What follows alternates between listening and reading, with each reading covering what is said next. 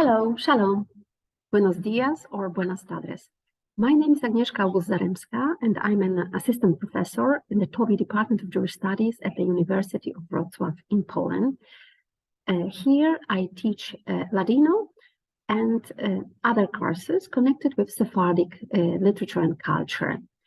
In May, I'm going to have an online course for beginners and lower intermediate students, home, city, and natural world. During the course, we are going to get to know basic grammar and vocabulary necessary to describe home, city, and a natural world. We are going to read short texts in Ladino, both in Latin script and a little bit of Rashi. And we are also going to write our own poems and microfictions and sing songs. I hope this course, this contact with Ladino, will be fun for you.